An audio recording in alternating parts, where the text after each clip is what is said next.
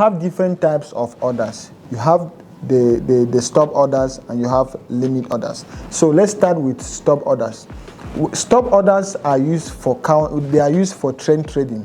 Okay, so just try to take it down. Stop orders are used for trend trading, while limit orders are used for counter trading.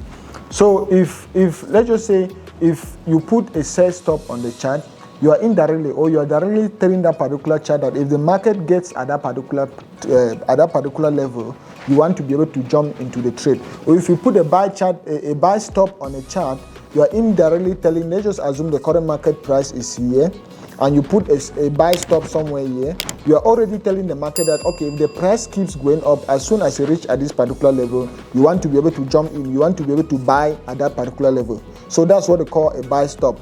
And let's take a sell stop as an example. Let's just assume the market price is here, and you put a sell stop below. It means you are telling the market that, okay, if the market is going down, if the market is going down, if you reach at this particular level, you want to be able to jump into the trade and buy at that particular level. So buy and sell stops are used for trend trading. So that's why they say trade the trend. That's why they say the trend is your friend. So directly, if you want to be able to trade the trend, then the stops you have to, or the orders you have to be able to use are the buy and the sell stops. Okay, let's go now into buy and sell limit. Let's just assume the current market price is here, right? And you put your sell limit. You put your sell limit somewhere here. It means you are telling the market that, okay, if the chart keeps going up and it reaches this particular level, I want to be able to sell. So you are predicting that, okay, if the market reaches this particular level, it's going to change direction. So you are already telling the market, okay, if you reach at this particular level, I want to be able to sell at this particular level. So let's just assume you had a support and you had a resistance, and maybe the market price was already at the support, and you are predicting that the market will change that direction when it gets to the resistance. So you put your sell limit at the resistance.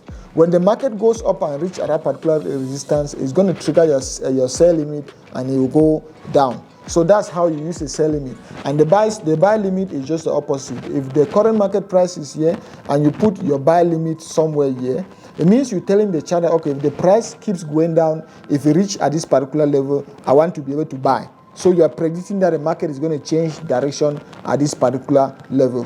So come with me on my computer. Let me show you the differences between these orders. Okay, you can see on my computer, you can see this is Great Britain Pound USD. So let's start with buy stop and sell stop. If you check most of my news trading strategies, you can check the link above, like the one I used to call the strategies. We use buy stop and sell stop. So in that situation, let me explain to you the meaning of a buy stop and a sell stop. If the current market price is here, and I'm predicting that this market is going to keep on going, it's going to keep going down, all right? And I put my sell stop somewhere here. I put my sell stop somewhere here. It means I'm telling the market that, okay, if this market keeps going down and gets to this particular level, I want to be able to sell at this particular level. So I want to be able to jump in at this particular level. So let's just assume there was a resistance here and you want to be able to trade breakout. You are predicting that when the market reach at this particular level, it's going to be able to break that particular resistance. So you put your sell stop somewhere here, so that when it breaks that particular resistance, you'll be able to jump into the trade. Okay, let's take buy stop for an example. Okay, this one was sell stop. You're predicting that, okay, when it gets here, you jump into the trade. So buy stop. Let's just assume I put my buy stop now somewhere here. I'm predicting that, okay, if the market keeps going up, if it gets at this particular level, I want to be able to jump into the trade. I want to be able to buy at this particular level. All right. So that's a buy stop. Okay. So now that's the explanation for a buy and a sell stop. You need to know that buy and sell stops are used for trend continuation trading, while buy and sell limit are used for counter trend trading. Let's go to now sell limit and buy limit. Let's assume the current market price is here, and I'm predicting. Let's just assume the support is somewhere here and the resistance is somewhere here. All right. So the current market price is here. This one is going to be a good explanation for this in this scenario. This is the current market price, and we're predicting that, okay, since there was already a touch somewhere here, since there was already a support here, the market is still going to change direction at this particular point in time. So we put our sell stop somewhere here. We put our buy stop somewhere here. Okay, sorry, we're talking in terms of limit. So we put our buy limit somewhere here. That buy limit is telling the market that, okay, if the market keeps going down and gets at this particular level, we want to be able to buy. We want to be able to buy because we're predicting that the market might change direction at this particular level. So we put our buy stop, our buy limit somewhere here. Okay. So now let's take sell limit as an example. With the same explanation, if the market change direction and is instead going on the opposite direction and is instead going up, since we had a resistance here, we're predicting that there's a high probability. Remember, trading is a game of probability. So we're predicting that there's a high probability that the market might be changing direction or might be reversing or changing the original intended direction at this particular level. So in that situation, we put our sell limit somewhere here. When we put our sell limit somewhere here, we're telling the market that, okay, if the market gets at this particular level, we want to be able to sell this particular chart. We want to be able to sell this particular currency.